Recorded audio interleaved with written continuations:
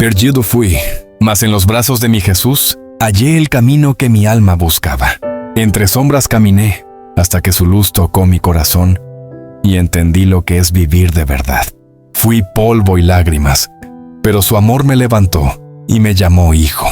Perdido fui, pero Jesús no se cansó de buscarme. Su amor fue mi mapa y mi destino. Cuando el mundo me olvidó, Jesús me recordó quién soy, amado, perdonado, redimido.